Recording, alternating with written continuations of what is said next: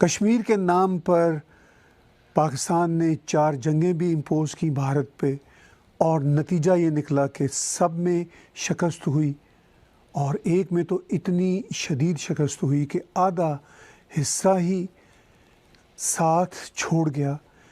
इस सारे मंजरनामे में जब हम ख़ास तौर पर 1 साल से देखते हैं जब भारत ने 5 अगस्त 2019 को आर्टिकल्स 370 और 35A की एब्रोगेशन की, तो उसके बाद तो मैं तो ये समझता हूँ कि जैसे पाकिस्तान के नुक्ता नज़र से एक और बांग्लादेश हो गया इनफैक्ट। और किसको इसका फ़ायदा है इस सारी कार्रवाई का? बाद हम करीब 1 साल हो गया आर्टिकल्स 370 और 35A को एब्रोगेट हुए, तो वो जो चूरन हमें, मुझे, आपको और पूरी पाकिस्तान की आवाम को बेचा जा रहा है, अभी भी बेचा जा रहा है कि कश्मीर लेकर रहेंगे। आज भी मैं पाकिस्तान के वज़ीर ख़ारजा की बातें सुन रहा था, वो ये कह रहे थे कि कोई मसला नहीं, कश्मीरियों को फ़िक्र नहीं करनी चाहिए, हम उनके साथ खड़े हैं और हम श्रीनगर रोड बना रहे हैं। मैं सोच रहा था क्या श्रीनगर रोड इनफैक्ट ये इसलिए बना रहे हैं कि अब भारत को आसानी हो श्रीनगर से डायरेक्ट यहाँ पहुँचने में। क्या आपकी फीलिंग है आज के दिन? सबसे पहले तमाम दर्शकों को सलाम वालेकुम, नमस्ते और ईद मुबारक। मैं अपने वापसी के सफ़र पे हूँ। मैंने अपने देश को पहचान लिया है कि मेरी ओरिजिन कहाँ की है। मेरे यहाँ पे कुछ दोस्त हैं ईस्ट अफ्रीका से जो 300-400 साल पहले इंडिया से हिजरत कर गए थे ईस्ट अफ्रीका, लेकिन वो अपने आप को इंडियन ओरिजिन कहते हैं। तो मैं बीइंग एन इंडियन, मेरे पेरेंट्स इंडिया में बोर्न हुए थे और सिर्फ 72 साल पहले हमने हिजरत की थी, तो मैं भी तो इंडियन ओरिजिन हूँ। तो मैं अपने इंडियन भाई बहनों की सॉलिडरिटी में आज वेजिटेरियन ईद मना रहा हूँ। Now coming to the Kashmir point, देखें कश्मीर दाल रोटी है पाकिस्तान की फौज की। कश्मीर पे नाजायज कब्जा है पाकिस्तान का, पीओके और गिलगित बल्तिस्तान पे। कश्मीर ने इंडिया के साथ एक्सेशन ट्रीटी साइन की थी जिसमें ना सिर्फ ये कि हिंदू सिख महाराज थे, बल्कि शेख अब्दुल्ला भी ऑन बोर्ड थे और मुस्लिम लीडरशिप भी ऑन बोर्ड थी। कश्मीर लीगली इंडिया का हिस्सा है, यूनाइटेड नेशंस में भी इंडिया लेके गई थी, लेकिन पाकिस्तान एक आर्टिफिशियल कंट्री क्रिएट किया गया था जिसको बनाने के लिए जो आज़ादी की आवाज़ उठा रहे थे उसके ऊपर यही फौज हमले करती थी, यही फौज उनको मारती थी बरतानवी सरकार के कहने पे। आज वो ठेकेदार हो गए पाकिस्तान के, लेकिन इनको अपनी हेजेमनी कायम रखने के लिए, पाकिस्तान पे अपना कंट्रोल कायम रखने के लिए ये कश्मीर चूरन से बेहतर कोई चूरन था नहीं।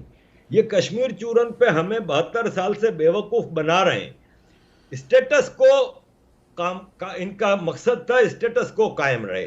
स्टेटस को दाल रोटी है पाकिस्तान की फौज की, फौजी इस्टेब्लिशमेंट की, फौजी ब्यूरोक्रेसी की, जो पूरी दुनिया में कश्मीर के नाम पे बिलियंस ऑफ डॉलर लगाते हैं, मिलियंस नहीं बिलियंस ऑफ डॉलर लगाते हैं। ये एक महीने के दौरे पे जब इनके डेलीगेशन आते हैं कश्मीर के नाम पे दुनिया में एक फैक मुहिम चलाने के लिए, तो मिलियंस ऑफ डॉलर तो जिनीवा में हर 3 महीने बाद लगा देते हैं।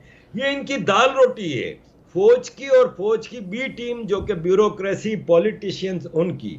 कश्मीर ये बाय फोर्स तो ले नहीं सकते क्योंकि पंजाबी फौज का रिकॉर्ड रहा है, आज से नहीं 200 साल से, जब से इनको मार्शल रेस्ट डिक्लेयर किया है तब से इनका रिकॉर्ड रहा है कि ये सिर्फ निहत्तों के सामने हमला कर सकते हैं। इनको फ़लस्तीन में भेज दो, जब जॉर्डन की गवर्नमेंट हुकूमत रिक्वेस्ट करती है तो ये निहत्ते फ़लस्तीनियों का जेनोसाइड करते हैं, ये बंगालियों का जेनोसाइड करते हैं, ये खाना काबा में फायरिंग करते हैं, ये बलोचों का जेनोसाइड कर रहे हैं, मुहाजिरों, सिंधी, पख्तून, इन सब का जेनोसाइड कर रहे हैं, सिविलियंस का।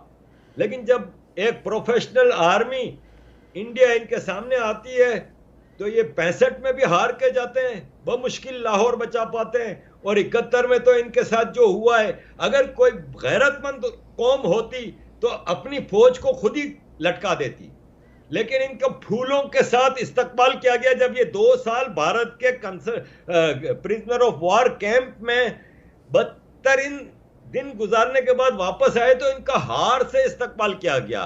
हिस्ट्री में ऐसा नहीं हुआ। हिस्ट्री में हारने वाली फौज जब वापस अपने मुल्क आती है तो अवाम जूते लगाती है, लेकिन इस फौज को हार पहनाया गया, क्योंकि बात वही है कि ये गुलाम फौज है जिन्होंने पाकिस्तान बनाया उनकी, और कश्मीर के नाम पे कब्जा जारी वो सारी रख रहे हैं।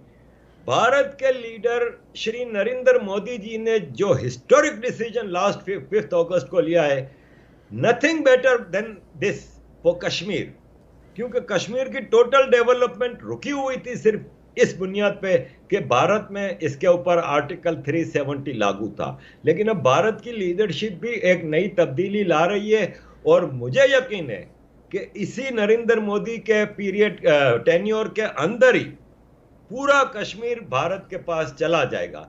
इस फौज का अब डिक्लाइनेशन है और इनका वक्त पूरा हो चुका है, और इनको नजर भी आ रहा है, जब भी ये पापा जॉन्स और इनके फौजी पूरी दुनिया में जो इन्वेस्टमेंट कर रहे हैं, इनको पता है कि इनको पाकिस्तान छोड़ के भागना है, और इनको कोई चाइनीज वाइनीस नहीं बचा सकेगा, क्योंकि चाइनीज का भी कब्रिस्तान ये कश्मीर बनेगा इंशाल्लाह। देखिए, आपने कहा कि इस वक्त की जो सूरत हाल है वो ये है कि ये ख़ुद पाकिस्तान के इस्टेब्लिशमेंट के बड़े बड़े लोग पाकिस्तान से भागने की प्लानिंग करते रहते हैं। चूँकि इनके ऑलरेडी कनाडा हो, अमेरिका हो, यूरोप हो, ऑस्ट्रेलिया हो, ऑलरेडी इनके पैलेसेस हैं, इनकी सारी इन्वेस्टमेंट्स यहाँ आ चुकी हैं, लेकिन आवाम को डिप्राइव रख रहे हैं बुनियादी सहूलतों से। आपने कहा कि एब्रोगेशन आर्टिकल 370 और 35A का जो फ़ैसला था वो एक बहुत बड़ा फ़ैसला था। मैं भी समझता हूँ बहुत बड़ा फ़ैसला था, और उसका फ़ायदा ये कि सिर्फ उसका भारत को फ़ायदा नहीं, आरिफ जाकिया भाई, पूरे रीजन को फ़ायदा है। अगर पूरा रीजन पीस के मोड में आ जाए और प्रॉक्सी टेररिज्म, प्रॉक्सी वार ख़त्म हो जाए, इसका सबसे बड़ा फ़ायदा पाकिस्तान को है। इनफैक्ट कि वो जो billions and billions dollar Kashmir cause पे लगा रहे हैं, जबकि उनको पता है कि 1 इंच पर भी वो काबिज़ नहीं हो सकते, अवाम का पैसा है, गरीब लोगों का पैसा है, वो उनकी फलाह के लिए इस्तेमाल हो, तो क्या ये जो एब्रोगेशन आर्टिकल 370, 35A का ख़त्म होना है, मैं तो इसको पूरे रीजन का फ़ायदा करार देता हूँ, पाकिस्तान समेत। क्या समझता हूँ, पाकिस्तान में आज तक कोई फैसला अवाम के मफाद में किया ही नहीं गया। पाकिस्तान में हर फैसला रूलिंग ओलिगार्की ऑफ पाकिस्तान जो शुरू से चली आ रही है, आर्मी लेड बाय आर्मी, इसमें पीछे जजेस, मीडिया, पॉलिटिशियंस, ब्यूरोक्रेसी, ये इनके साथ मिले हुए होते हैं। हम लोग वाकिफ हैं इनसे। तो आज तक कभी भी पाकिस्तान की आवाम के हक में इन लोगों ने कोई फैसला नहीं किया। कश्मीर इन्होंने जबरदस्ती कायम अपनी हेजेमनी के लिए रखा है। अगर आज कश्मीर मसला सॉल्व हो जाता है तो पाकिस्तान की आवाम और इंटरनेशनल कम्युनिटी पाकिस्तान से पूछेगी कि भाई आप क्यों आधे से ज्यादा बजट अपनी फौज पे